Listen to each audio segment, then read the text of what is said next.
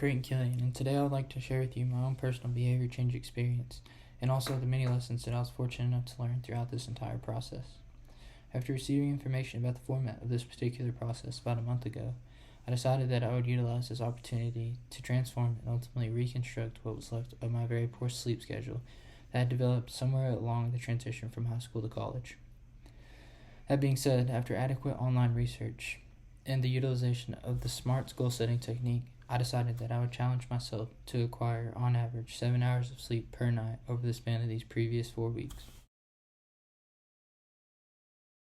Through the implementation of this new behavior change into my everyday life, I was hoping to recapture the many psychological and physiological benefits pertaining to sleep sufficiency, and I can now confidently say that I have accomplished exactly that. Unfortunately, as my behavior change journey began, I must admit I was not actively utilizing any of the behavior change theories discussed in class to guide myself throughout this process, or at least I didn't think so at the time. However, as I began creating this video, I also began to reflect on this transformative journey of mine, and actually made a pretty awesome discovery in the process. Long story short, I had indeed been utilizing many of the processes of change throughout this entire process to mold my success. I had just done so almost subconsciously. Regarding my particular journey, I would say that the two most prevalent processes of change used were counterconditioning and stimulus control, with both of these tactics ultimately placing me in the best position for a continual progression and my overall success. Another interesting point regarding my behavior change journey was found in the constant shift pertaining to my overall self-efficacy and decisional balance as the process transpired. As I began to make some headway regarding this new behavior change, I had noticed that the pros of getting a sufficient amount of sleep each night slowly but surely began to drastically outweigh the cons.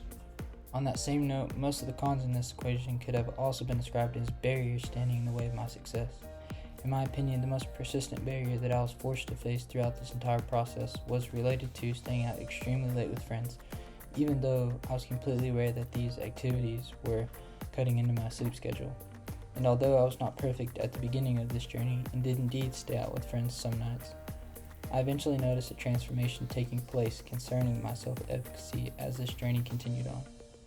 I began to no longer have the want to stay out late, and much rather wanted to be at home in bed, soaking up all the positive benefits that are associated with sleep sufficiency.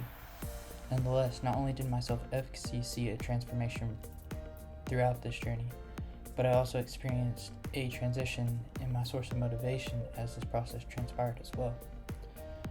I must admit, however, if we were to look at this journey from the perspective of the self-determination theory, it would be fair to say that my source of motivation could have been categorized as extrinsic, and more specifically could have been categorized as introjected regulation, seeing as how all I really cared about was making a good grade on this project. However, as I began to experience both the mental and physical benefits through acquiring sufficient sleep, I no longer worried about my grade as much and realized that I was in this for myself, or otherwise known as being intrinsically motivated. On that same note, I can now see the power in daily logs and self-monitoring forms and truly understand how physically seeing your progress on paper can cause a substantial shift in factors such as self-efficacy and motivation. Yes, these logs can keep you accountable, but in my case, they did much more than just that. As far as for my long-term adherence to this new behavior change, I most definitely plan on continuing to build upon the progress that has already been made. I also plan on utilizing the many lessons I've learned through this project to improve in other areas of my everyday life as well.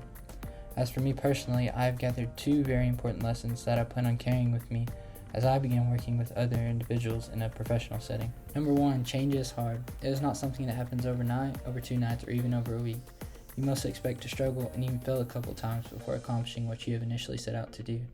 And number 2, knowing that change is a long-term process, you must not get caught up in reaching the end goal, whatever it may be, but instead enjoy the journey itself. Pay close attention to the little successes, failures, struggles, and accomplishments that take place along the way, and you will find yourself reflecting on your journey in the end, not necessarily feeling satisfied with reaching the end goal, but instead appreciating the overall journey along the way. As I conclude, I would like to thank you, Dr. Bartlett, for providing us with the wisdom and opportunity needed to make this behavior change happen. I have most definitely enjoyed every aspect of this course and plan to utilize a large majority of the material discussed in class as I continue into the deeper realms of the exercise world. Thanks again.